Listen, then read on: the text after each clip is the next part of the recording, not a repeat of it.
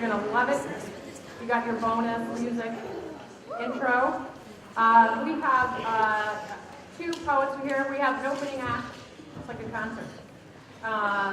Amy Mang is going to read for us. Amy has been working in a couple of classes, or worked in a couple of classes this morning. She's terrific. She teaches at Rutgers, and her first book is coming out shortly. And Amy will be followed by Adam Faulkner. I'm going to just read his bio for you. He's an artist, educator, and consultant. His work has appeared in a range of literary and academic journals. He's been featured on HBO, NBC, NPR, BET, and Upworthy. He is the founder and executive director of the pioneering Diversity Consulting Initiative, the Dialogue Arts Project, and the CEO of Urban Word NYC, a nationally acclaimed youth literary arts organization. He also taught high school English in New York City. He's toured the U.S. as a guest artist, speaker, and consultant, and was the featured performer at President Obama's Grassroots Ball at the 2009 presidential inauguration. Teaches at Vassar and Columbia University Teachers College, where he is an Arthur Zenkel Fellow and PhD candidate in the English and Education program. So we're going to have a great program for you. We want to thank the MEF for sponsoring this program. Let's give them a round of applause. Hi, everyone. Hi. You guys all doing? Hi. Really nice to be here. Thank you, Anne, for the introduction. So I will actually be reading off my phone, so please excuse me. I hope my mom does not call me while this is happening. All right. I'm going to start with a poem called A Theory. A Theory. When you're beautiful, they treat you like you're visible. Their eyes are quiet as yellow darts of dandelion and grass, a hallway of high school lockers. Or their lips float up, friendly and interested, as if here they feel safe. Suddenly, you're inside the homes, the dining room, being passed a roll of bread. Suddenly, they expect you to answer in the same tongue. You think of all the days before, when your loneliness was a stain to be stepped over at the edge of the room, when their long necks crisscrossed above you like a canopy, keeping their language from you. I have, in the long solitude of my body, asked for something else. Even if I become the face on the magazine, I can't forget. Knowing holds a long, low note in my chest. So I have my 10-year high school reunion coming up, and it's very strange. So I've been thinking about high school a lot, and I mean, high school is always kind of great and terrible. So this means I've been spending a lot of time on Facebook at like 2 a.m. just looking through the profiles of people that I never really liked in high school and reading about like their babies and their marriages and looking at what cars they have. And before you know it, you guys will go too. That's my connection to you all tonight today. Good is what you become when you think someone is looking. In movie theaters, I knew what love felt like. Saw it spin the car in a sharp U towards the latched front door. Saw its tender underside, its doing without being watched. Though of course I was watching. All of New York was watching. And we were enthralled, staked to our plush seats, with belief running cold as marrow. I wanted to be together on the sidewalk, together at the farmer's market, two shark fins cruising, ogling radishes, noticing the girls' wet hair, which bared their skulls like bulbs of scallions. I wanted our brains to be holding hands. I was learning so fast and so good, I was a stalagmite of knowledge. Love was a street of grand openings, racks of copper pots dinging in the kitchen, a sweep of automatic lights coming on one by one, gently like touch. Who knew about after the wedding, inside the vague formula of marriage? I yearned like this was the last best toy in the Cracker Jack box. So in addition to a lot of deep Facebook stalking, which I think everyone is familiar with, maybe this is too much information for this, but one of my other great joys in life is making fake dating profiles and reading, just reading, never talking to anyone. So the book that's coming out next year is called Bridal, and a lot of it is about love and romance, which is, these are a lot of the prompts I've been giving you guys as well. So that's sort of the research, that's what I call it. It's not being creepy, it's just research. Okay, this is, if I exist, the equation gets more difficult. Night turned into itself with devotion. I delineated my shape with the dotted precision of a coupon, meaning I could no longer be mistaken for a high-breath shatter of glass. It's true no one requested this, but it's what I submitted. On the couch, I waited for the lover to come home, work being his big world. The stovetop fan whirred like a low, fat tongue, and I imagined our children at the dinner table, though I hope dreaming did not make them so. I received many gifts of aprons, which hung like bats around the kitchen. I inventoried grains in the pantry, discs of blue toilet cleaner. The parts of me not dedicated to counting never reappeared, though I waited with growing alarm. My mother said, "This is how it is," and I believed her. I remembered summers of walking in front of buses, biking headlong down stairwells. Death was a frog in science class. Since I was a girl, I listened and waited for the next thing, never realizing it was happening now. I have one more poem. High school kind of haunts me. I hope that it will not haunt you. But the world is my high school, basically. Okay. To the altar. As a girl, my back against the wall told me, count the hearts of wolves. Pick the wolf who pumps blood fastest. He will put your backpack on the highest hook. I dreamt of being thin and boring as a saltine crusted with diamonds. I dreamt of no work. My heart without vantage, lost in thickets of shoe stores and reruns. I master advanced breathing, so guilt evaporates, leaves my soul pink and tight as a drum. At parties, I know the lowest common denominator is discretion. I toast feminine as ripped stockings. I keep climbing to the altar to be what is burned, what is light. Remade as pixels on a screen, chitter to each other and do not die. I'd like to call my name back in from the wilderness of zeros and ones, but somewhere a row of data sleeps like a loose fossil. I pray to be finite, disappearing energy, though my eye is tethered to light.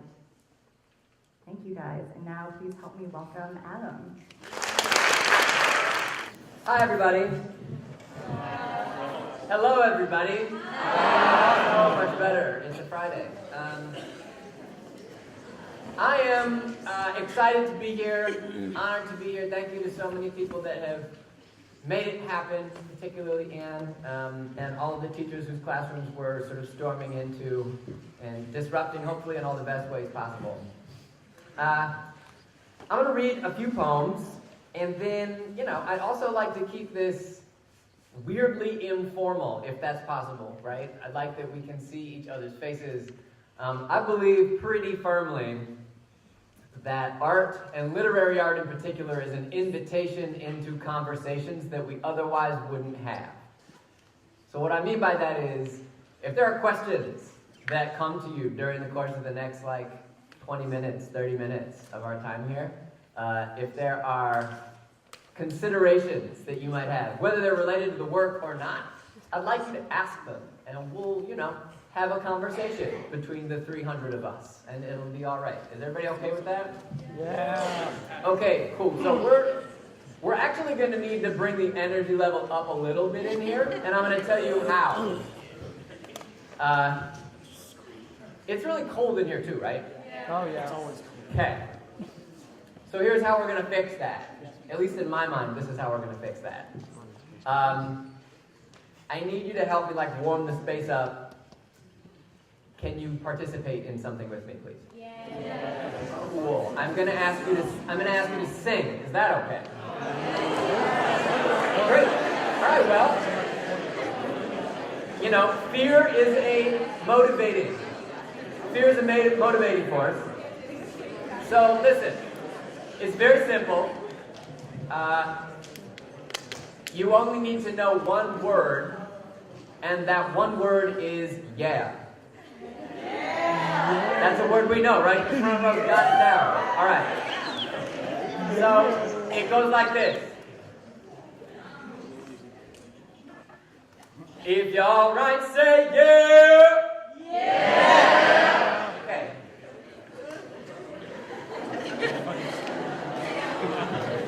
There are two places. Listen. Oh, you're not done. No applause. We are not finished. There are two places that you can sing from, right? One of them is this part here that's really strained, and it's kind of this is your Monday through Thursday voice. Where's the other place that you can sing from? Your heart. Right, I see some people in the back, they're like this. I don't know what it's called, but this, right? Well, this is where we're going to sing from. You can't care how you sound. That defeats the purpose of this exercise. So we're going to try it again. Yeah. If you're all right, say yeah! Yeah! Now, quickly look on either side of you. So now you know the face of the person refusing to participate in this exercise. It's all right. It's all right. If you're all right, say yeah! Yeah! If you're all right, say yeah! Yeah!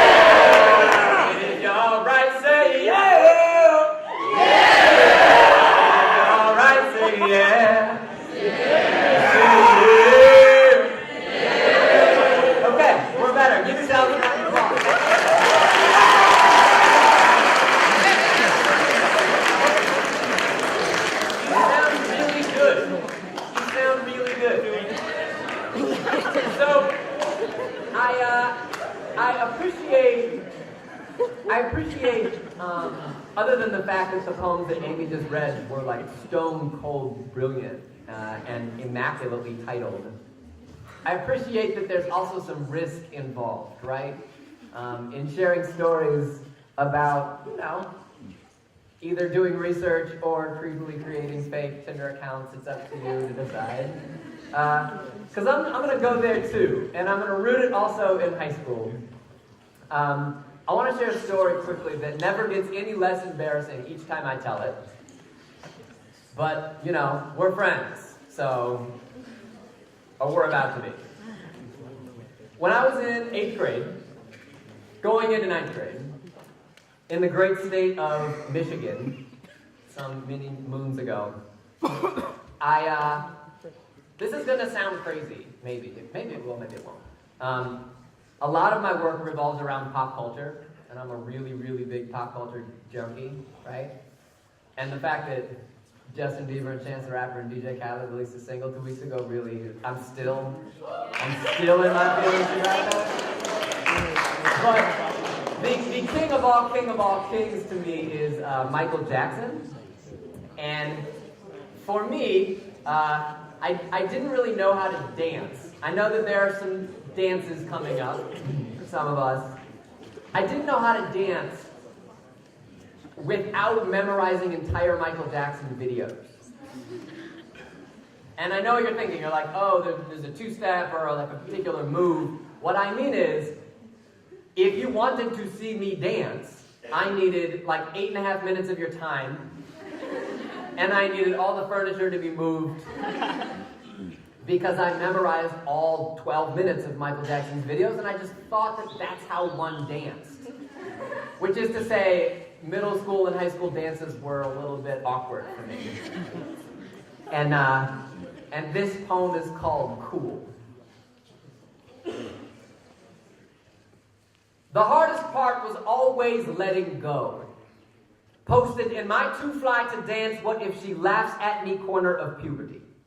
All Adam's apple and cigarette smoke, all stubble-free in jock mouth, prepared for the melting of my cool at the beat drop. Because it took patience and courage for a DJ to garnish Michael Jackson into an evening of high school booty music. And since my 9.5-minute Billie Jean routine was no good to a Kanye West song, I'd wait by the fringe of the floor like a lion in tall grass until I finally got my turn.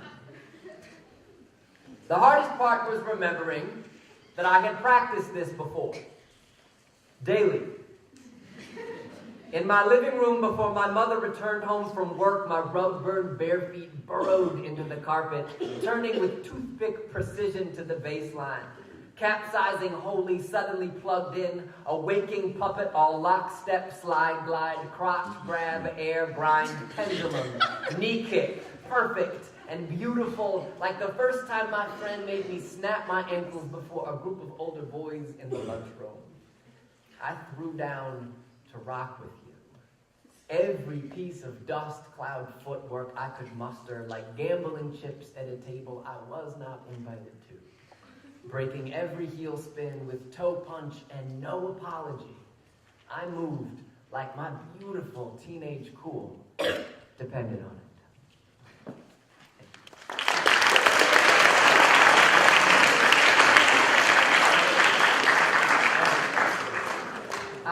So, I should say too, and if you were in some of our workshops this morning, a lot of the prompting that I have sort of been giving and offering as workshop scaffolding has kind of been rooted in story, right? And while a lot of my work indeed is narrative-based, certainly lyric and narrative, but I believe really, really deeply in the importance of storytelling, right? And I think more than anything, whatever we call the work that we're doing as artists, whether in many ways we're dancers, or whether we are photographers, or whether we're fiction writers or poets, I think that the work we do is building communion with other people, and we do that through story. Turns out we're scared of the same things. The same things give us joy. The same things make us laugh. And it's when we're able to build story through that that we, get out of the mini messes we're in. I also think it's true that if we're going to engage in conversations around the world we live in, right, and issues of culture and identity and difference, we have to start with the story. And a lot of times we walk into spaces, especially in the politically turbulent atmosphere we're in now, we walk into spaces and we say, let's talk about racism, right? Or let's talk about homophobia. And that is just not really the way that it works, right? Because we have, throughout our entire lives, been instructed to not have those conversations. Or, if we're going to have them, to start with a finger wag. And what I believe is that if we are going to, for example, say racism, engage in those discourses in any way, shape, or form, whether they're with friends or parents or employers or teachers, we got to start with the stories in our lives that have fueled how we think about those things. And what I mean is, if I'm ever going to realistically talk to you about racism, then I definitely need to look at what it means for me to think of myself as white and how I learned that, right? Or if we're going to talk about masculinity and in all of its sort of toxicity, right, or homophobia, I definitely need to start with how I've learned myself as a man. And a couple of the next few poems are rooted in that. This poem is called The Definition of Privilege, and it is about a younger version of myself, once again, pretty much the same kid who was in the previous poem. And I'll say a note on censorship. I believe that artists and writers in particular, when asked to tell the stories that matter most to them, should be given the richest palette of language and experiences possible to do so, right? And telling a writer or artist they can only tell particular stories, or that they can use all the words in the world except for a few, is akin to asking an artist to paint a masterpiece only using a few colors, right? And it is by that accord that I believe we ought to tell the stories in the languages and the discourses we identify with, right? At the same time, when we use languages again and again and again and again, or there are particular words that we use again and again and again and again, what happens to those words? They lose power. Yeah, exactly, right? So the moment we, and you know, this is not a surprise to you, but there's language on the radio that there wasn't 2 years ago. We don't even think twice about language that 5 years ago used to be really hurtful and divisive. It's just lost its power. And the argument could be made that that's a good thing, right? I ask us to think carefully about the language we use, and also to feel empowered in telling the stories that matter most to us at whatever cost that entails. This poem is called The Definition of Privilege. Nathan and Davis had the wad of bills we stole from Davis's father's work coat. So when they let us down the block to hop in, we followed because we were thirsty and had no idea the darker skinned of us would only minutes later end up with their chests on the pavement. A stranger's hands scaling their waistlines and thighs, while the lighter skinned of us would watch from the sidewalk with our tongues pretzeled into knots like the barrels of cartoon rifles, and I was 9 years old. On the verge of beginning a 15-year obsession to prove I was not whatever it was that kept me off the pavement alongside Nathan and Davis. First, by quitting classical piano lessons and growing my hair out, and studying the blues, and then traveling across continents with groups of quasi-guilty Christians to build schools in Peru, or community centers in Israel, or soccer fields in Mexico, or wherever, and then working up the nerve to rock matching tracksuits every day in the upper lot at Pioneer High School, and basketball jerseys 2 sizes too big, and to start drinking like Ice Cube with kids who lived at Eagle Point and North Maple, and reciting Too Short verses to my crush at the bus stop, where I eventually started smoking so much before school that I got suspended for vomiting in the trash can during my 3rd period English class and had to go to summer school, which I really used as the first of many opportunities to distribute mixtapes in my very serious rap career that I swore would be my ticket out of here, on which I used spoonfuls of words that my mother did not understand until I finally landed in college and registered mostly for classes in which I was the only white person, where a professor asked me to share with her the earliest memory I had of race. And so I did. I told her the story of Nathan and Hopin and the stranger's hands, and she asked why whiteness made me so uncomfortable, and I said it doesn't. But then I said, because I don't ever think about it. And she said, not having to think about something sounds like a pretty amazing privilege. And then I started seeing kids who looked just like me everywhere, whose entire lives were bending into knots like the barrels of cartoon rifles just to prove they weren't whatever it was that kept me off the pavement when I was 9, which is to say guilty for something they didn't do, which is to say I would never say the N-word, ever, which is to say invisible, or I don't have a race, or I always have the option of silence.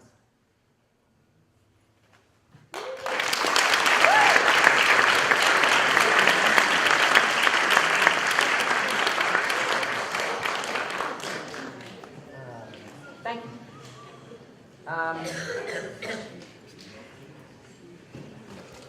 I'm working on a new collection of poems that some of which the previous couple have been in, or previous that I've read will be in.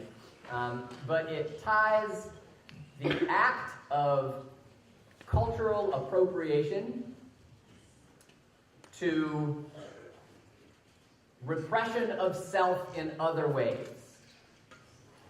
That's a mouthful of words. But cultural appropriation, is Craig here? Craig defined cultural appropriation in our second period class today in a really beautiful way. And I just wanted to give him credit if he was here. But Craig defined cultural appropriation as borrowing parts of cultures that aren't yours selectively without taking all of what they offer or all of what they mean for your own advantage, right? Which, right? Shout out to Craig. Which, to me, as you can probably guess in that poem, meant being really sort of frustrated by and ashamed of whatever it was about being white when I was a kid. And I felt like the opposite of white privilege was blackness, right? Or the opposite of whiteness was blackness. Not true. The opposite of white privilege would have been like dismantling and addressing white privilege. But for me, that meant just surrounding myself with everything that I could in order to convince myself that I didn't have as much access in the world as I did. So the collection really wrestles with that, but how that specifically is tied to a repression of self in other ways. And the next couple of poems that I'll read are the other side of sort of like what was repressed in me for a really long time while sort of experimenting with cultures that decidedly weren't my own. This poem is called My Grandma Calls Me Barack. So, if you've ever had the experience of watching someone age gracefully, just by a show of hands, who has had the experience of watching someone age not so gracefully? And what we mean by that, sure, I'm sorry. It's really, really lucky and fortunate to watch someone in your life, particularly like a grandparent or a great-grandparent or an aunt or an uncle, age without having to be hooked up to tubes and go out slow, right? And I didn't really realize what that was until my own grandma started to kind of lose it. And there were some days toward the end, she recently passed, where she was with it, and a lot of other days when she wasn't. And sometimes she would remember who I was, other times not so much. And, you know, at first, while that's jarring, can't really get hung up over it because it's what it is. And she appreciates you for being there and being present. So you pony up and you get the job done. And say, I love you, Grandma. But one day, my father and I were visiting her, and she called me Barack Obama. Which, I mean, so I feel like such a jerk telling this story. But if you're ever in the scenario where someone refers to you as the President of the United States, and they are certain that you are in fact the President of the United States, you might roll with that for a second, right? Grandma, the White House is fine. So this poem is called My Grandma Calls Me Barack, and it was while she was sort of swimming in and out of consciousness, in and out of presence, harboring some of her ancient intolerances of the world and of me, but also being present for a really unique moment. My grandma calls me Barack. My grandma calls me John, calls me Jeff, says she loved me in that new East of Eden, asks me by her bedside how I'm enjoying the White House, how that pretty Michelle is doing, and if I've been able to get any sleep. She says she's ready to go home. Just unplug the spaghetti. Smells the meds in her milkshake from a mile away. No goody-goo from me. No moxes for this foxes. No tricksin' for this Nixon, baby. I tell her the White House is nice, but it is a lot of responsibility. I'm going completely gray, as you've probably seen. She clicks her molars softly to mirror the rain on the window outside. Her eyes a glazy gristle jumping from TV to window to ceiling.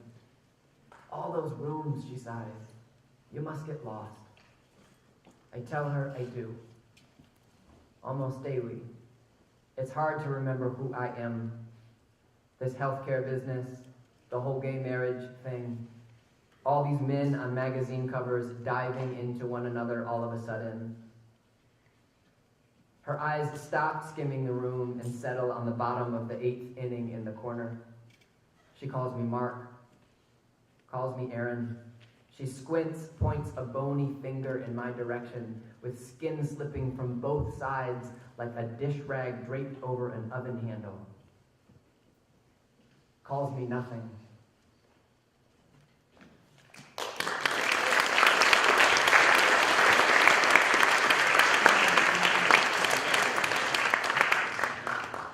So I'll read one more little guy, and then those questions that you've just been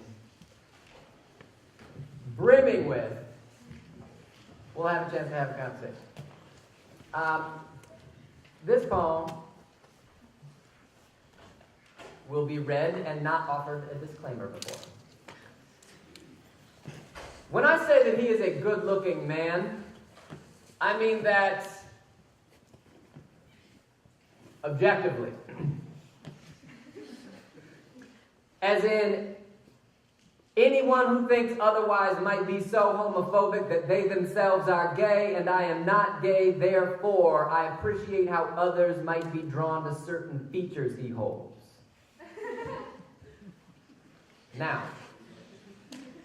when I say that I find him handsome, again I would like to clarify that statement. I think of him as beautiful in that girls love him sort of way. How, if I were a girl, I might wait outside his dressing room too. Write him letters too. However, I am not, so I won't, but I get it.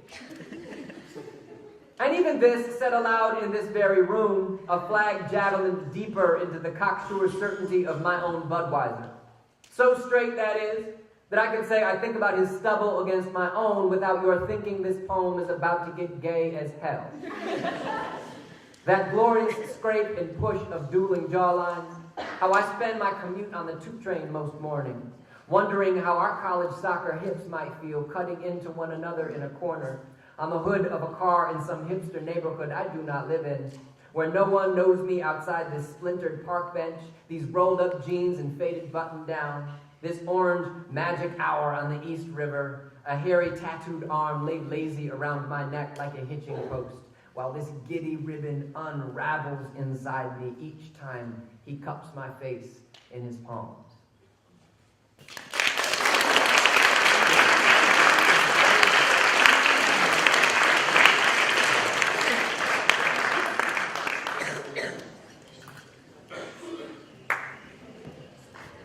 Any questions? Yes. If somebody were to play Michael Jackson, would you dance? Any other questions? No, I'm just kidding. It's an excellent question. Hypothetically, yes, though there's truth to what I'm about to say. It does not look the way it is. My heyday is gone. Yeah, other question? Is there another one? Yeah. Yeah. Oh. Have you ever written any haikus by any chance? Can you recite one? Yeah, no. Oh, God. I mean, I do. I've written a lot of haikus. But honestly, I don't think I'm very good at it. I write in other forms. I've written a bunch of pantoums, some sestinas, but haikus I haven't figured out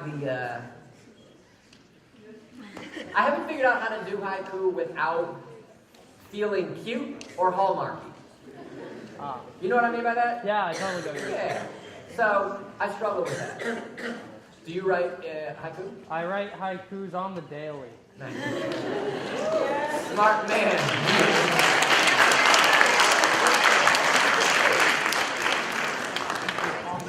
Other questions?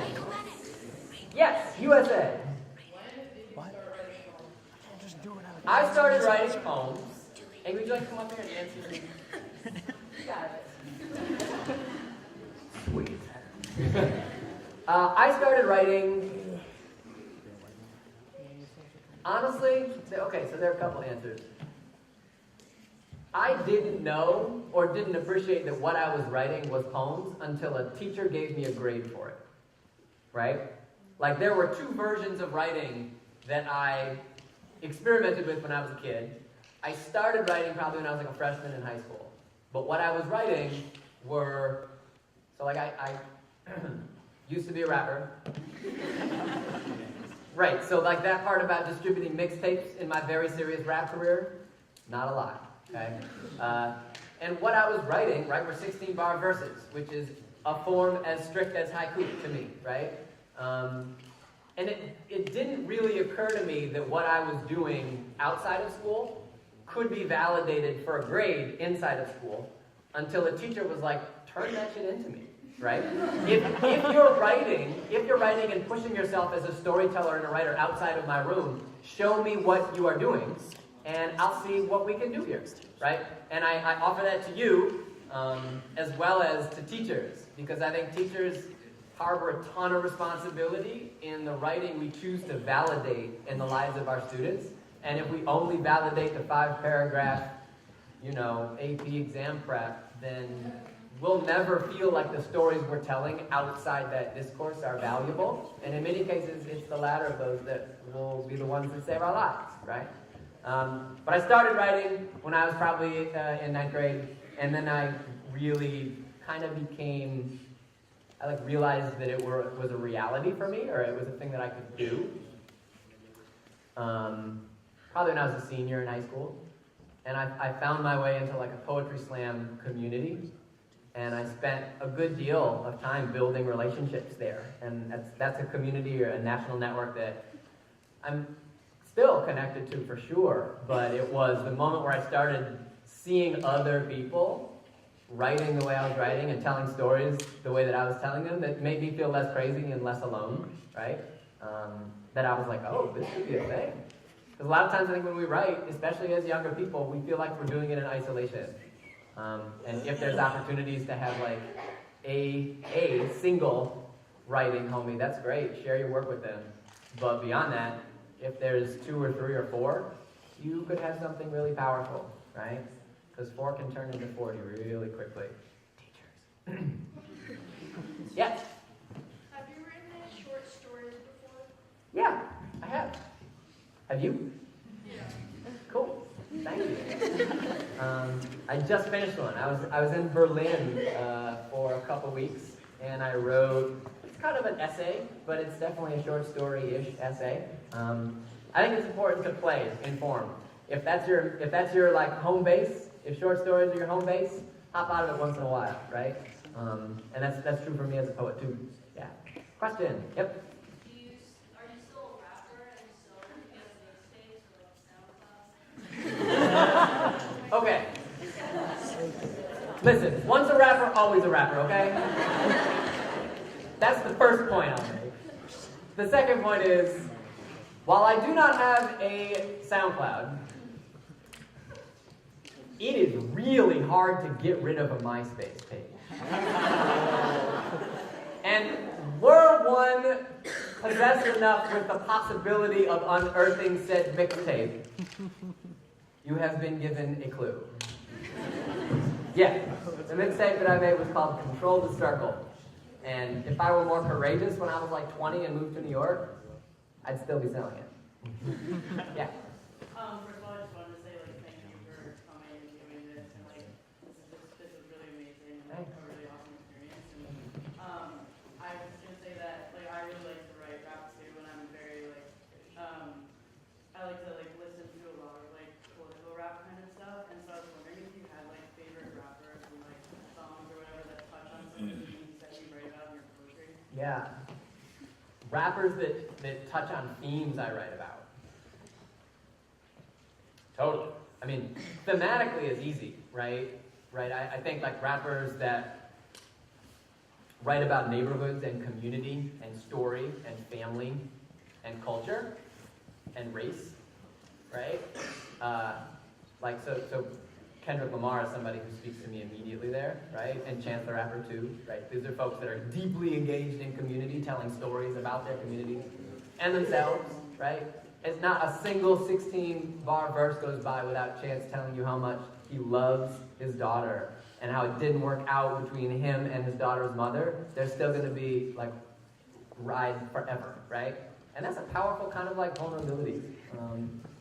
So I resonate with a lot of like new school MCs in the last like 4 or 5 years in a way that I was hungry for after really just sort of pretending I was like a gangster rapper and aligning with the aesthetic of rap and not the tradition of it, you know? But yeah, there's a long list. We can talk after this. Other questions? What time do we go till? Perfect. Yes. So your poem about cultural appropriation Yep. and your awareness of that, how did that develop? And like at some point, did you sort of realize what was happening in your poem? Cool. Did everybody hear that question? The question was, so at what point did your awareness of cultural appropriation happen? Is that right? And like, how did that work? I think that, like the important answer to that is that it's still ongoing. I still appropriate cultures that are not mine, and I step in it all the time, and I surround myself with people that I love to hold me accountable for doing it. But more honestly, I think too, I relied on people of color and non-white folks to tell me and to teach me about what I was doing wrong. And in many ways, that is, like, back to that poem, right? That's the definition of privilege. I can just wander my white ass around here and expect people that are more, like, culturally engaged and sensitive and engaged with the world to tell me when I'm stepping on the line or when I'm being rude and when I'm being offensive. I don't ever have to think about it if all I have to do is put my body in spaces and people will tell me, fix that, you're stepping on a line, don't do this, do that, you can't say that word. And to be frank, that's how that happened for me in that poem, right? Like, I was just kind of like wandering, appropriating. And it wasn't until a college professor really kind of put my face in it and made me think about the question I was afraid to ask myself. And she didn't do it in a critical way, in so much as she did a caring way. She asked me, you know, in that poem, quite literally, she said, why does whiteness make you so uncomfortable? Because it's clear that it does. Like, you are going out of your way every day of your life to, like, avoid things that you would define as white, right? And what's that about? Have you ever thought about that? And it was that sort of impetus that really made me take an interest in white racial identity development.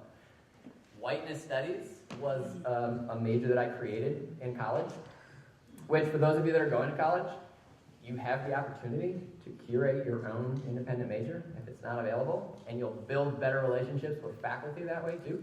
So check it out. But it was that moment where somebody pushed me, and it was a combination of things, but I was at the right time to listen and to hear it. Yeah. Good question. Yep. Yes. Can you demo one of your songs? Can I demo one of my songs? Yeah. One of my, like, verses? How far are your mixtapes? All right. We'll see how far this gets, okay? We'll see how far this gets. This has been a long time. Just the other night I sat beneath the stars, trying to piece together what I have and what I've lost, why I toss every single night after the lights are off. What's the cause of it? And yet the question would be, what's the cost? I'm an actor on stage, but without the applause. I got a lot of questions. All right, that's Woo!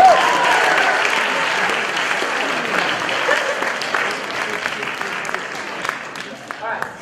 How about one more poem and then we close it out, yeah? My father is a mansion. My father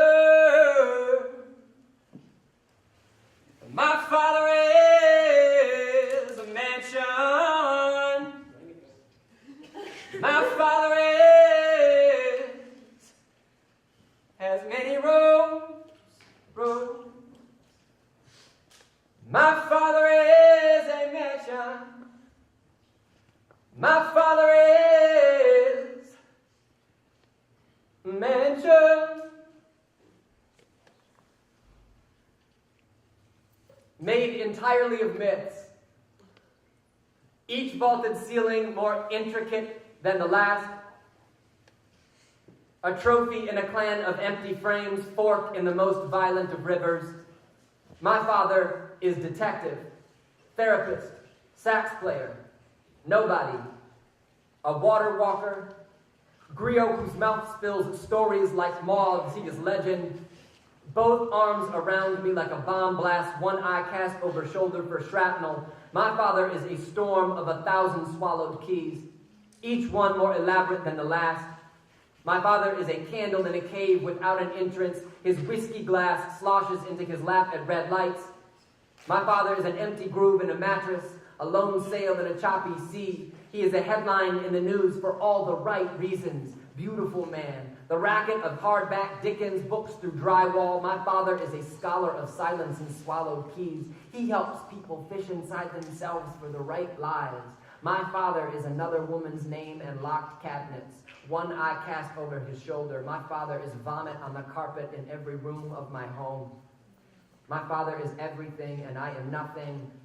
Bomb blast in both arms, myths and keys and red lights and other women. He is a pile of snip strings and snot in a rehab waiting room. He is a hard-back water walker. He is a fishing tail, an elaborate entrance.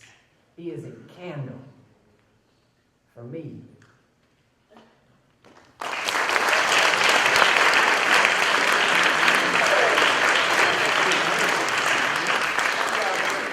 I will say too, right? We'll be here for a second if folks have questions or curiosities or questions that they maybe wanted to ask that didn't feel comfortable doing so in the light of day. I think it's important to come together to celebrate what we're celebrating here. But I also think that it's really easy to let this be like a checkbox on our literary applause calendar of the year. And there are like 5 or 6 dates out of the year when we're like poems or literary art. And this strikes me as a really powerful, dynamic space where that doesn't need to be the case. The questions that are being asked here, even in this public space, as well as the ones in some of the classes we were pushing into this morning, are a real powerful testament to the good work that's happening here. And obviously can't speak for anybody else, but I can speak for myself to say that I feel really lucky to have been here this morning and this afternoon and looking forward to future conversations. So thanks again to Madison High and all the teachers.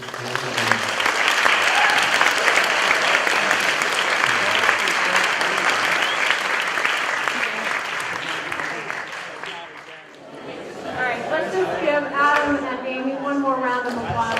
Awesome.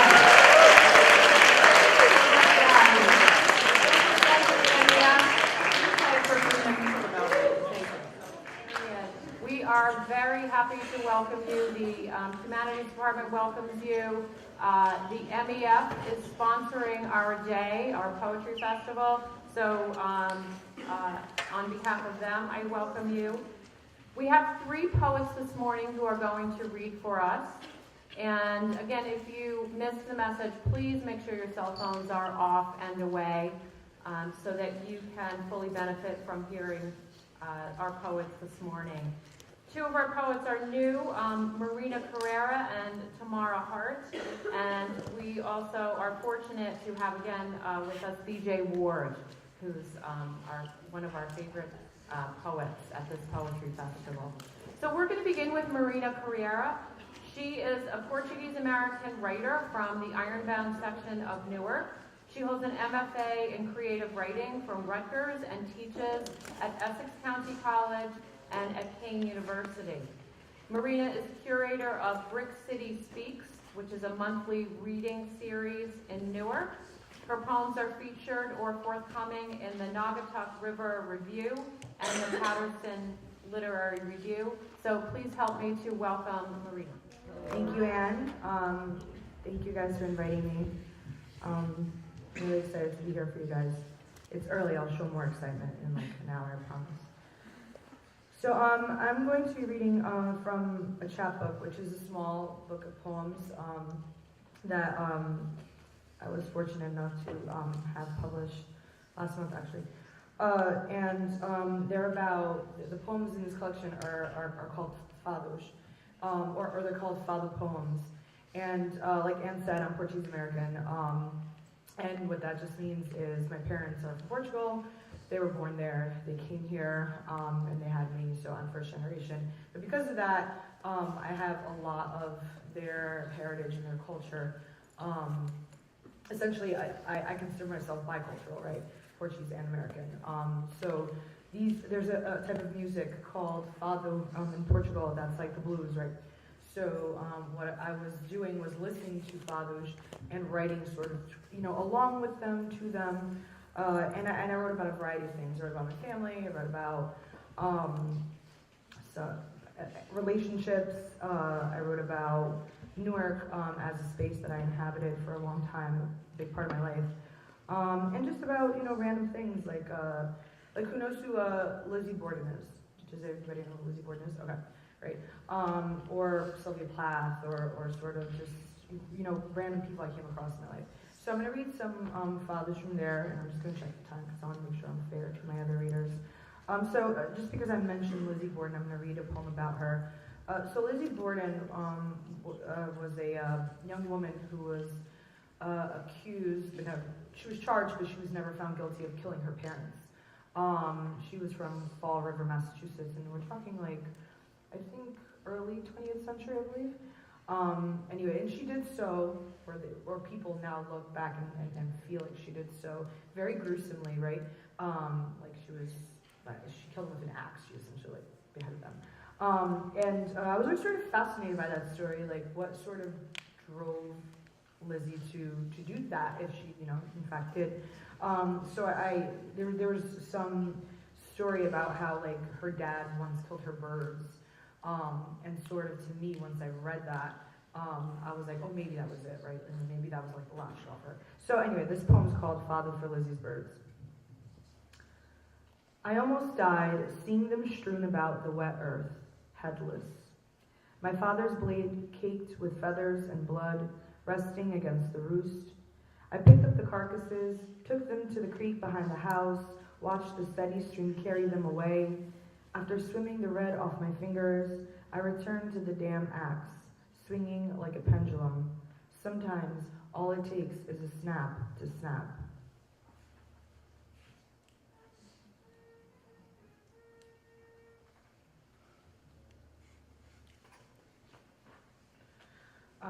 I'll read one about Sylvia Plath, who is one of my favorite poets. She unfortunately killed herself pretty early on in life. But she also suffered with mental illness, which is something I sort of, I guess, connect with her on or sympathize. Either way, this one's called Father for Sylvia. You remind me of how much common ground we share, me and Sylvia, our beautiful blonde hair on fire.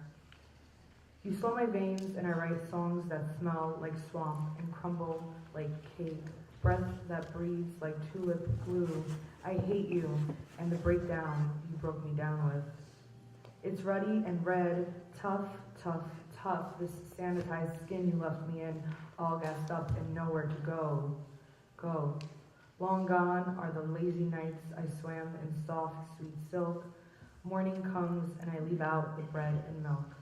All I have now is time. Time now is all I have now. Time, night time, nighttime, no time. Like I said, my parents were immigrants, and I've known a lot of immigrant women, especially in my life. My grandmother being one of my most biggest influences. So this poem is dedicated to all immigrant women. It's called Fado for the Marias. My mother's name, her mother's, the name of all Portuguese mothers, witches and saints, whores and queens, raped and ruined by holy men who renamed the goddesses, found Jesus, struck wombs with crosses, flags, Marias who make your favorite sandwich downtown. give you exact change at the bodega, make your hotel bed precisely how you like it. Maria first kissed the nape of your neck, showed you what maracuja tastes like, how a viola cries.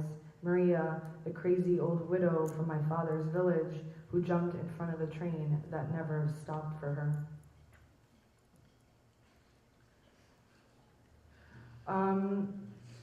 One of my earliest memories is of visiting my great-grandmother's house in Portugal, and she lived near Fatima. And if you know anything about Portugal, now Fatima right now, like literally at this moment, is being like, there's about thousands of people sort of flocking there because the Pope is going to be there. It's the 100th anniversary of a religious happening there. Visiting, I remember going to visit my great-grandmother's house, and literally it was stone and dirt floor and no light, no indoor plumbing, nothing. Literally, it was just a stone structure, and just like divided by like these very thick stone walls. And my grandmother would say, so I slept out here, and you know she had 8 brothers and sisters, so she said we all slept here, and just this is an image that I think will always stay with me. So this one is called Father for my bisavó's house. Bisavó is Portuguese for great grandmother. If crumbs and mice could sing the symphony of without, and remember would echo out of every makeshift bedroom, straw that scabbed, dreams that blossomed hurt on our bodies upon our return to the land of the awake, singe itself into the cracks of the rotting table where a day without rain was the melody carried in the hands of 8 children. Outside, olive trees hum the small stringed hymn, festooning windows and walls. Won't you sing me this song?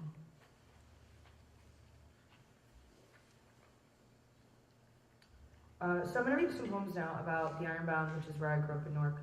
I know Newark sounds like a scary place to probably a lot of you, mostly by how it's portrayed in the media, and it can be, but so can anywhere else.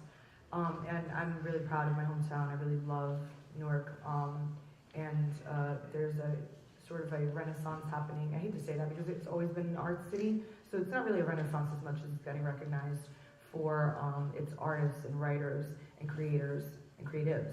I'm going to read some poems about growing up in the Ironbound, and they're very all short poems. So these are called Fathers You Ironbound, and this one's called At Dusk. At dusk you are golden. We fence this light in from everything except dogs and the rattle of freight. Under the bridge, street bridge, sunset trembles on the Passaic, our own starry night, sans stars. The bricks. Christina, Diane, and Susie were here.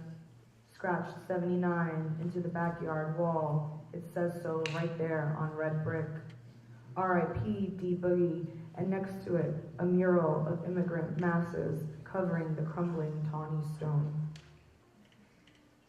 Penn Station. So there's a word here you guys are not going to recognize. It's Portuguese called Vita. The Vita is like a dance, and it's like where the women in this dance spin very fast, so it's called the Vita. Penn Station. It's the Vita without accordions or multicolored skirts, the turning and shuffling of bodies disappearing up and down into one door or another, leading to a track to step onto trains they read newspapers on, sleep in, clutch their purses at the sight of too many dark-bodied boys. So my dad used to make me go buy him it was called a bola, which was literally like the ball, I guess, translated, and it was a newspaper that was all about soccer. So every Saturday morning I'd have to get up and get that for him. So it was at this place, Dusha Gift Shop. Saturday morning I give Conceição $1 for the football newspaper. My father falls asleep reading in the bathroom Sunday night. And I'll end those with one called The Bum's Fado at Newark Penn Station, which is about a homeless gentleman I shared a cigarette with once there. With small hands, he palmed coins moist with sweat and anxiety. His fingers reached out to mine and asked me if I'd get him something to eat. I lit a cigarette and handed him one. He thanked me for being so nice, this Vietnam vet, or was it Korea? He told me he returned to dirty Jersey 30 years ago, came home to flags that flapped on Lincoln zooming by, too busy to stop and spare a dime.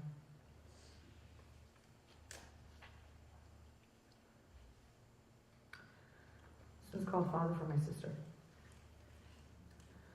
A band-tailed pigeon on the wire stands like the angel I say works overtime to keep our family safe most of the time from each other. Okay, you say. We are what happens when Lana Del Rey and Fado meet. A beautiful song, sad, ends bad, but we know all the words. Who else but we could be the product of a lonely bull and a bitter china shop? Who else but Aval could have kept us intact until we broke the world open? Together, we defy so many odds, we defy odds, so many bet against women, unafraid to go with their gut. Behind the curtain of winter, I sing to that bird knowing he won't sing back, and wonder if you made it home last night, if you remember that thing you said last week that made me laugh until I cried.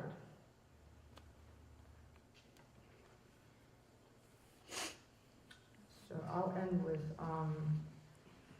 the last poems in the collection are love poems, so I'll end with those. Fadu for the untruth. There has never been a stronger woman. I've walked up to a tree on fire and demanded its resin coat my skin cool. I've roped the Atlantic with the strum of my guitar, with my anda pusha. I've fed a small village with the stir of my spoon and sent war criminals to the gallows with a bow. There has never been a braver woman. I've made snow echo the names of the dead, crushed snails with the bat of an eye, made so many come with the curl of my lip. Believe it or not, I've stuck my fist in your mouth and pulled out every apology.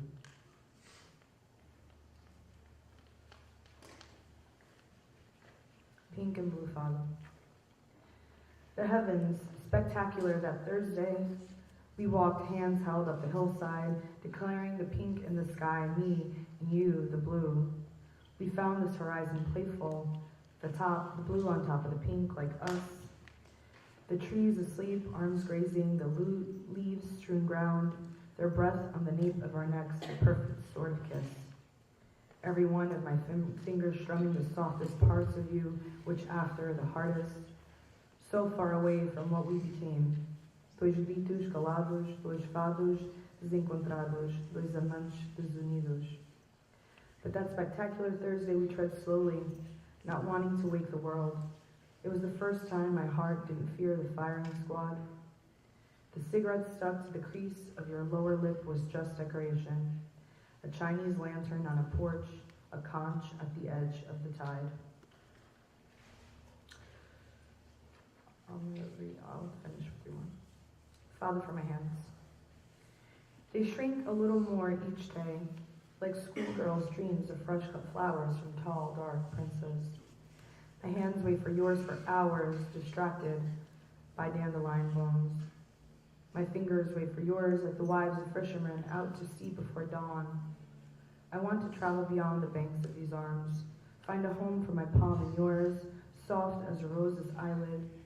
Every spring, my hands wait for yours to return, glorious and tender with time, only to discover the tendered in my fingertips, microscopic and shriveled, scarred from thorns and storms, the salt of writing you great love poems. Fadu de Salanova. Salanova is a small village in Spain that I went with an ex. I can't get over how the bartenders ignore Juan Carlos, how when he finishes a drink he stumbles out to smash the empty glass against the wall outside the bar. You kissed me like a schoolboy tonight, walked me back to the hotel and promised not to stay out much longer, but I know you can't stay away. Until the church bells ring morning, you drink and laugh some more each time Juan finishes a drink, chokes on the inhale of a cigarette. In the morning, I shake what drings out of my hair, head to the hotel lobby for coffee, a color to match your eyes. My belly curls watching you from the window, the smell of last night in your jacket. In Selanova, love is the sound of hooves a mile and a half away. You always know it's coming, and sometimes even how long it will stay. So the last one. Father, for how I'd like to think you remember me. Imagine a mare splitting the tide with its charging. The blue moon casts iron on its back as waves break through the glorious gallop, the astral frenzy of a Portuguese guitar. Steady against its legs, its steady mane a white flag in the wind, a small hurricane's form behind its eyes, red embers, its ears a bluff's shadow, its tail a tremulo hudrugino. Thank you guys. Our next poet is Tamara Hart.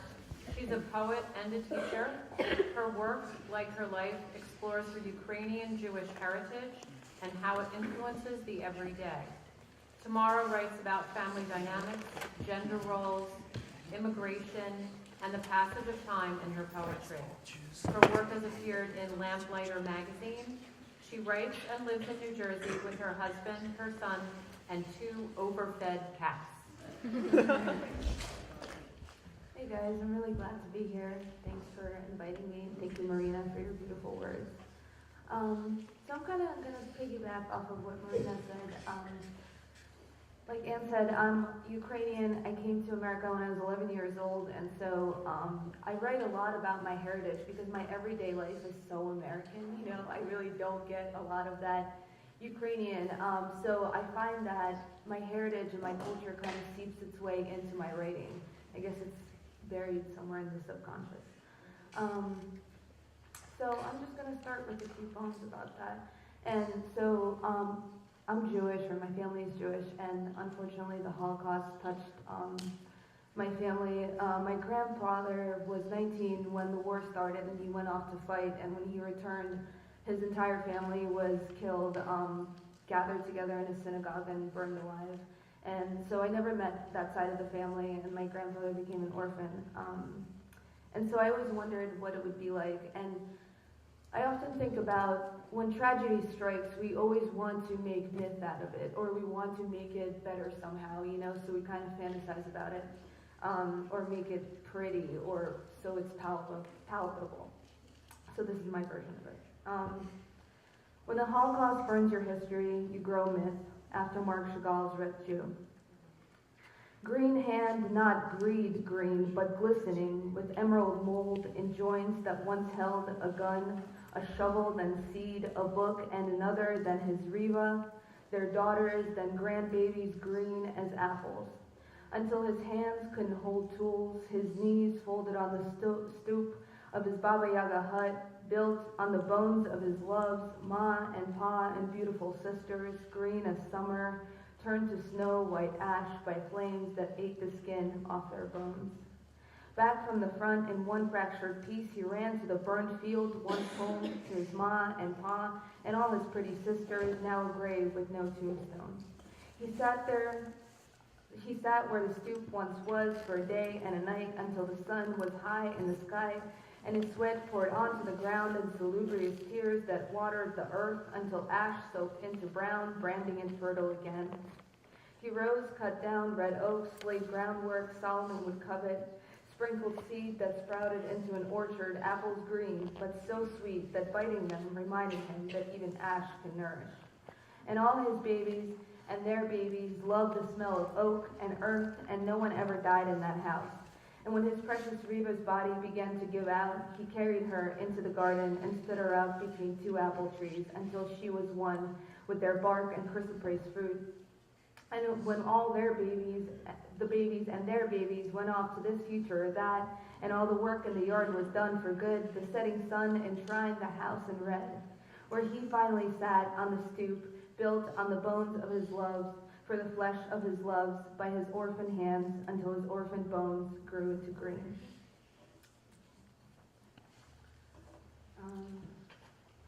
So I read a lot about my family, because, you know, the family, they're around. So this one's about my mother. My mother's mouth, a gift horse. Father glowers into her mouth, a drain clogged with leftovers, a dirty son. Lays his fork down, swallows mashed potatoes like they're whole. Her mouth, which never stays closed, happily churns herring morsels and syllables into viscous mounds that morph whole sentences into crowds, spilling in and out of a rush hour train until nobody's sure who's going where. At 15, she took the subways to university, alone in the big city. No one saw her chew when her father sent food from home where no one looked to get horses in the mouth. She'd bite thick chunks right off precious pink meat, lick clean salt crystals stuck in cracks of chapped lips. On graduation day, he gifted her a rope of sausage, apples, and good rye. How they laughed, food flying from their mouth on strings of salt-saturated joy. And on her wedding day, the same, and every day until he passed away, the same open mouth. My father taught me not to talk while eating. He scowls into my mother's, a horse's mouth, that from afar looks almost human. I keep chewing, she washes his underwear, raises us his way, eats alone. And in a different life, her father praises her every tooth, like some ancient men worshipped horses, like they praised the sun.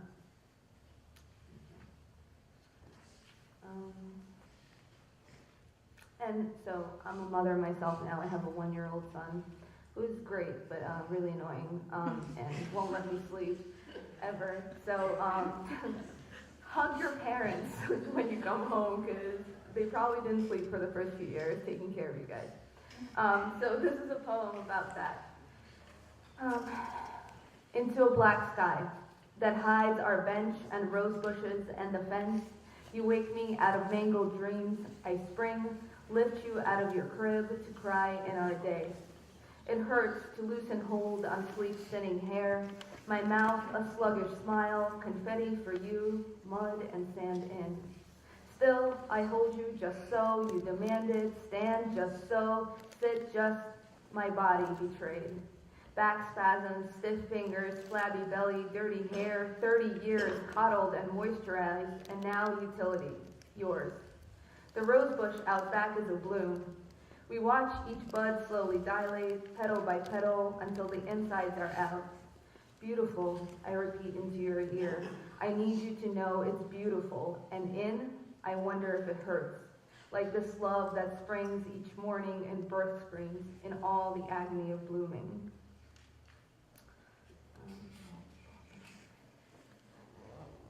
And this is another family poem. It's tough to write about your family, because I think it's the stuff that's the closest to us, so sometimes the stuff that's the closest to us is difficult to put into language, but I think it's important. In a storybook, Papa pointed to a picture of a heart saying, "This is where love is stored." I didn't believe him, and when he brought home a hamster to nibble at love the way his heart never could speak, I fell for the thing with all of mine, until it bit the webbing of my thumb so hard blood gushed onto my dress and an infection swaddled my hand in pus, black and raw, but still I held the thing, the way I imagined my father held me in his when I grew old enough to use my teeth.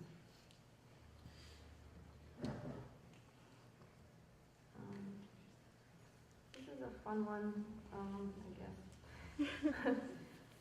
My best friend moved to San Diego, and I wrote her a poem. The Art of Leaving Voicemails. I found a book, The Art of Letter Writing. It was filled with archaic advice. I called you to ask about letters we promised each other but never delivered. You didn't pick up. I am talking to you who isn't you, imagining your knees peeking out from holes in your jeans, skirting the edge of the bed at your mother's house. You're petting the tabby, shaking your head. How strange it is to see you so concretely and know it's false. You didn't find the cat until you moved out. Your mother's house sold years ago. I used to believe memory was the only permanent structure until mine started migrating south for long winters, returning with missing feathers or not at all. At time, it bursts in, a great-scale dragon, snarling nostalgia and ash, but it too flies off or dissolves into tender canaries. The only thing to do when letters are dead is to record migration patterns. Keep calling, keep talking to the machine.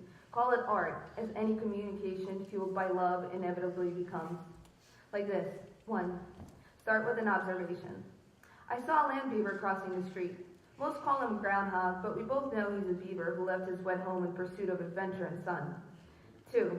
Connect the observation to what you intend to speak about. weave subtly, leave mystery. Remember my mother's rabbit fur coat? The one she loved here from Ukraine in lieu of family heirlooms for the damn dead thing to hang in the basement for 20 years? 3. Once the connection is made, suck me in. Until that New Year's Eve, when Mama celebrated at her sister's, you wore the coat. On you, it was alive again, as we huddled for warmth in the garage, counting down through irrepressible laughter. Bring it home, 4. I imagine the land beaver returned to his dam, dropped land from his name, soaked callous paws in his river. Come home. I know winters are rough here, but the coat still hangs in the basement, waiting to keep you warm. And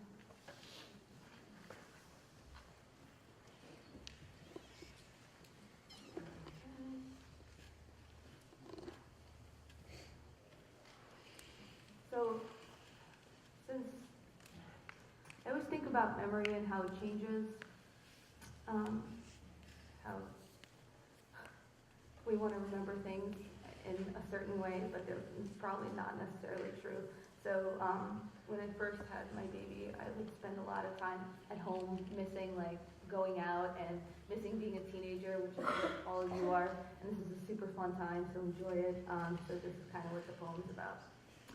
And it's called Missing You, Dear Godhole. And Godhole is this thing, this concept that we're missing something and that something is God, but I use it in a different way here. Missing you, dear Godhole. His tiny mouth searches for my breast. I whip it out, he sucks. I scroll, all of Instagram gorges itself on purple hair and microcosms.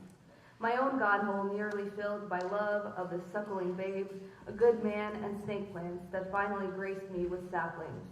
Still, memory, not as gaudy as Godholes or yearning, summons the sun, setting over summer-baked concrete and bitter green of new grass, of too stiff pink hair, of nowhere to go but around town in hopes of running into a friend, or club-footed Eileen who on good days gifted poorly crocheted crosses as the sun squatted over truck-stuck bridge under which everyone met without setting a time. The night would be good, I knew it in my gut with all my guts. My God, even boredom was bright and bubbling like the big red pimple-ridden sun slouching lower and lower over the damn bridge under which drivers, road-weary or eager, accordioned their truck in one godzillion shriek, and we, summoned by sound like our own secret signal, gawked and lauded the holy aluminum instrument, mistaking misfortune for a little bit of magic, or God, or love, which was still a destination, the best part. And hair, the pinker, the stiffer, the better. God, your hair is so very nice, but so pin straight, so mouse brown. And I think I'll end on this. Thank you. Thank you, Tamara. Our last poet is B.J. Ward, and if we have a few minutes at the end, and any of you have questions, please, you might want to be thinking of a question, or please feel free to raise it at the end of our session. So B.J. Ward, I have an entire page with a lot of books and awards.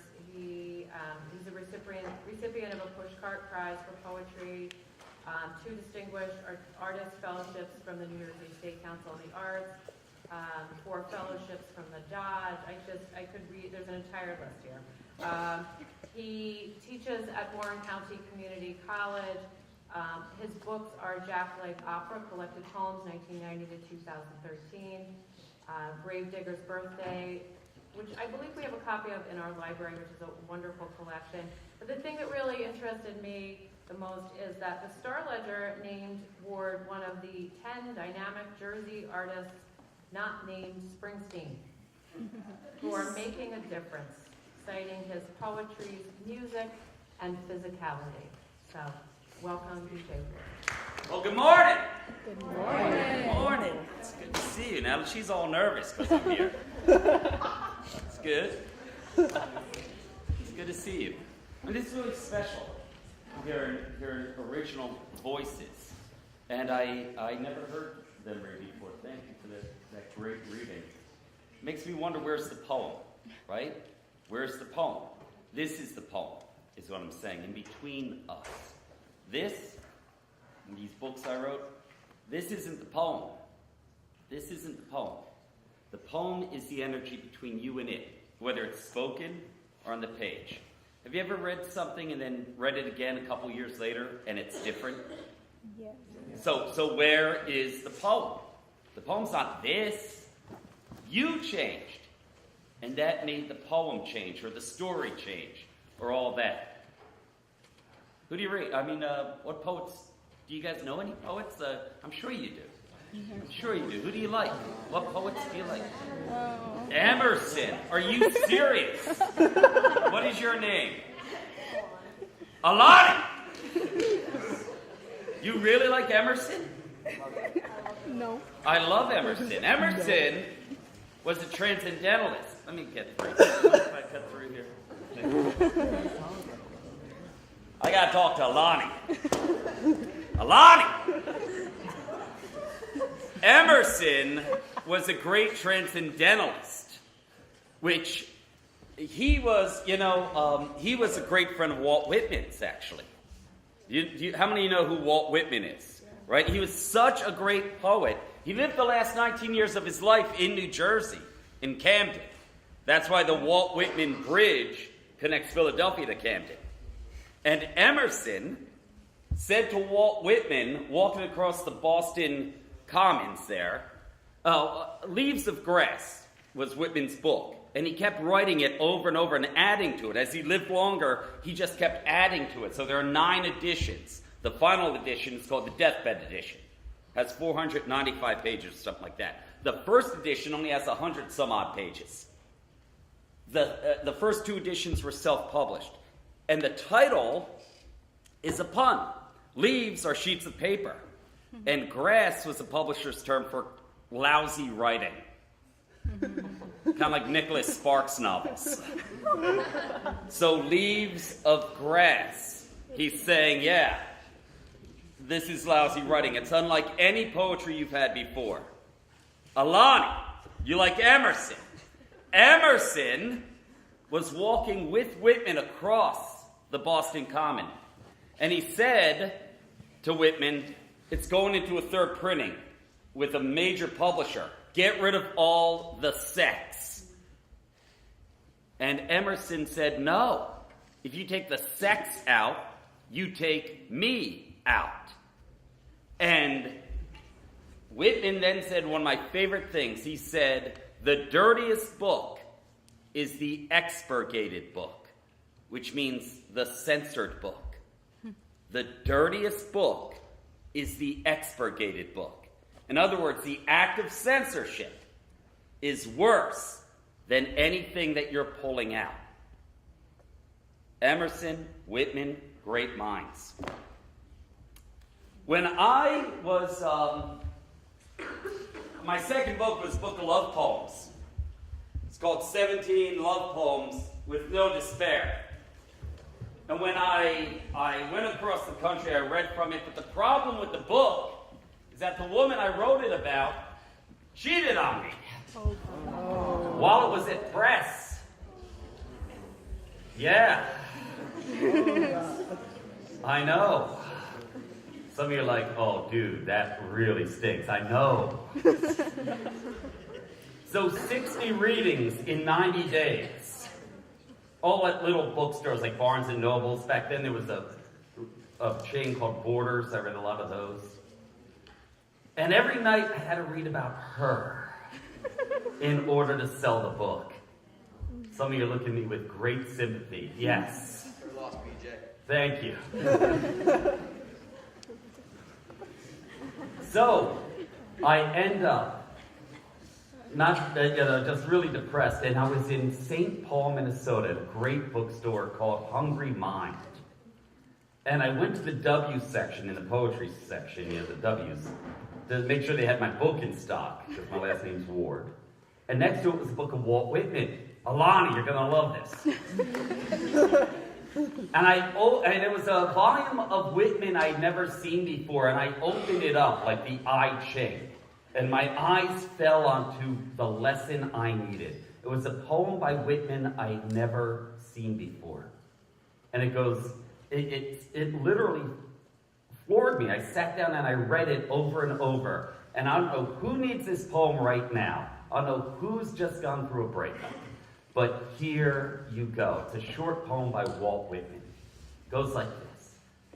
Sometimes with one I love, I fill myself with rage for fear my love goes unreturned. Yet now I think there is no unreturned love. The pay is certain, one way or another. I loved a certain person ardently, yet my love went unreturned. Yet, out of that, I have written these songs.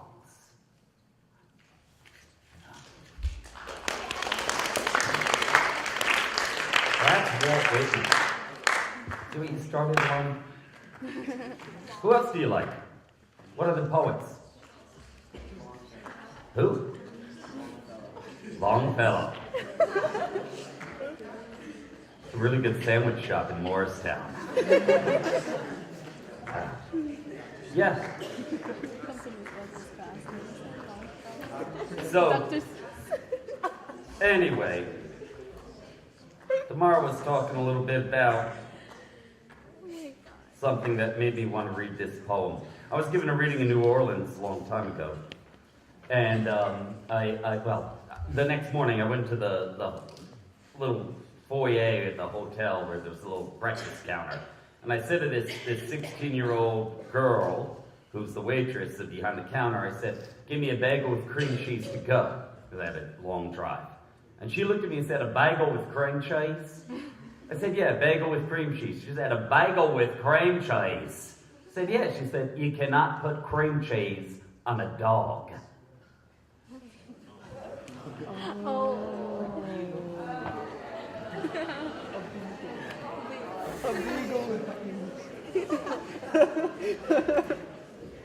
Some of you got that a lot quicker than I did.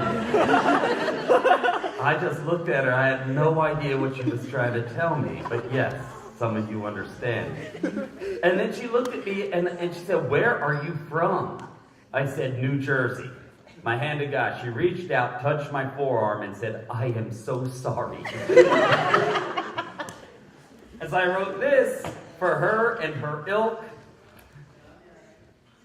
and inspired by Tamara.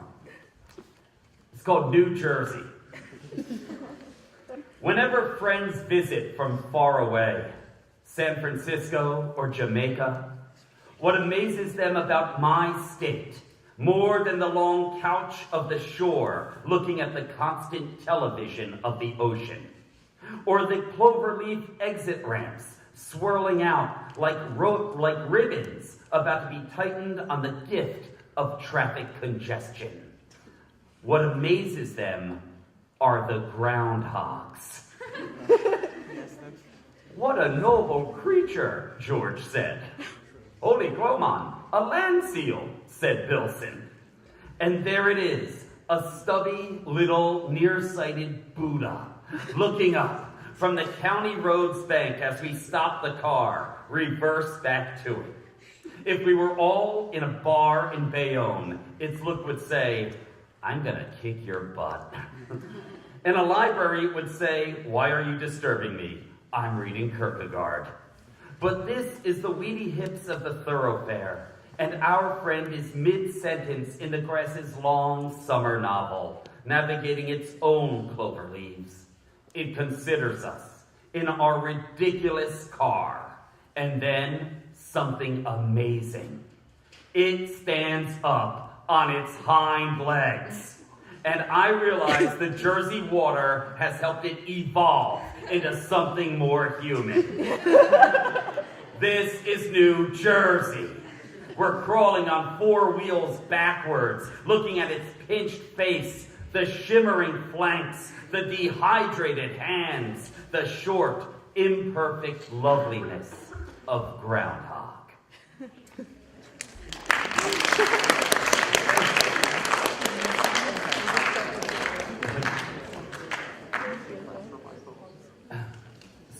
So, I feel like Einstein would love this lectern because this side of the stage is 1 minute faster than this side of the stage. Just kind of, well, maybe 30-second difference. So I'm going to take that and try this new poem, relatively new poem. You know, one of the things I think we need to be on guard for, Emerson, Alani, Emerson said, the only safeguard to a true democracy is an educated mind, right? And one of the things that I want you to do, whether you're 9th, 10th, 11th, or 12th grade, just be aware of language, especially language spoken by officials. Pay close attention. One of the things that struck me in the first 100 days of the current presidency is Kellyanne Conway, who's from New Jersey, talking about the Bowling Green, Kentucky massacre. Some of you are laughing, and some of you are saying, why would people laugh at a massacre? Because there was no massacre. People in Bowling, and I was in Bowling Green last summer, and she said that, I said, I felt so bad for those people in Bowling Green. And then it came out, no, there was nothing that happened in Bowling Green. And I felt so happy that no one died. And then, within a week, Sean Spicer, the press secretary, mentioned other horrible terrorist attacks in Atlanta, Georgia, and the country of Sweden. These things also did not happen. And so, to the point where the government of Sweden contacted us and said, what are you talking about? And so I wanted to write this. In memoriam, the victims of the Bowling Green massacre.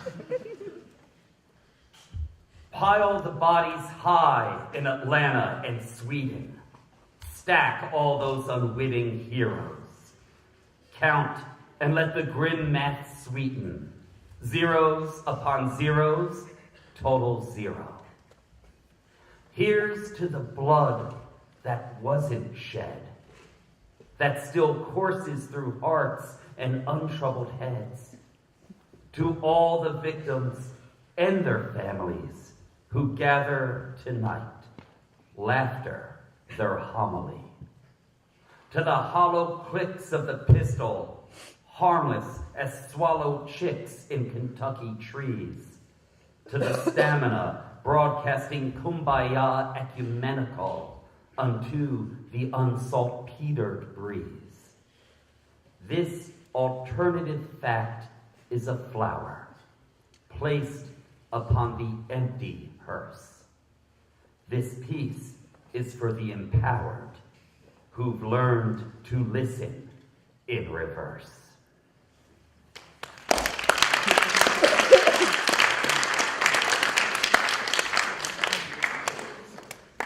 So I will close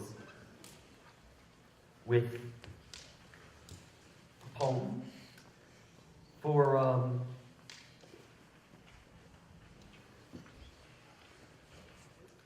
my mother, since we just had two moms up here reading the beautiful family poems. This is a poem from my third book. And at this point in the third book, if you read the book from front cover to back cover, about a quarter of the poems tell the story of a family that's a lot like my family.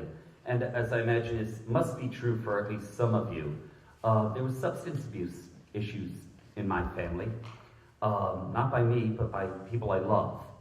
And one of the byproducts, if you've never dealt with that, is that the money's gone, right? Where's the money? I don't know where the money is. The money's gone. When I was in 8th grade, we started reading, the teacher assigned books that had words in it I had never heard. I had no idea what they meant. I mean, my father dropped out of school when he was in 8th grade. My mother was a waitress. I had no idea what these words meant. And my mother did something extraordinary and morally ambiguous. All of you, I believe, are too young to remember this store. It was called the James Way. Does anyone remember it? It was like a Kmart or a Walmart, right? It no longer is around. For years, I dedicated my first book to my mother, even though there's not a single poem in there about her. And so people ask me, why is your first book dedicated to your mother when there's not a single poem in there about her? So the title of this poem is, Upon Being Asked Why I Dedicated My First Book to My Mother, when there's not a single poem in there about her. And like a lot of the other poems, it begins with Greek mythology and immediately comes to modern-day New Jersey. As Prometheus must have pocketed fire, slipping it from Olympus in the folds of his compassion and duplicity, so my mother stole a Webster's pocket dictionary. The Jamesway department store was all discounts and lighting that refused to flatter. Commerce sliding through its aisles as my mother slipped that book into her jacket, getting 30,000 words fatter. I know the arguments. That's stealing. What about the owner? What about teaching her son what's right? In truth, the entire Jamesway Corporation would go out of business 21 years later. And I'm sure it had to do with the Webster's Riverside Pocket Dictionary, whose pages held all the words of Ulysses and Paradise Lost and Look Homeward Angel, but jumbled in alphabetical order. What can I say? She stole a dictionary from me because there were no words a judge could use that would be worse than her son starving for a lexicon he could grip like a wrench and loosen all those dumb bolts in his brain. Receiving that dictionary taught me rectitude and the many dictates that come down from its cloistral mountaintop. I was suddenly rich, a son from the most indigent family in Hampton. How lucky. When I first started to rub against my language, to sidle up to my own tongue, my mother stole me a book. Years later, I gave her one back.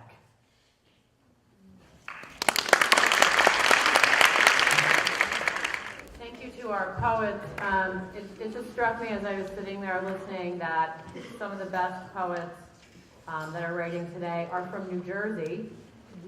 We tend to think about, other more, or at least I do associate other more glamorous states, California, Arizona, Maine, with poetry and beauty. So it was really lovely to hear poems that included Penn Station, Newark, and poems about our groundhog, who I never saw as being particularly glamorous before, but now I'm going to pay attention to them.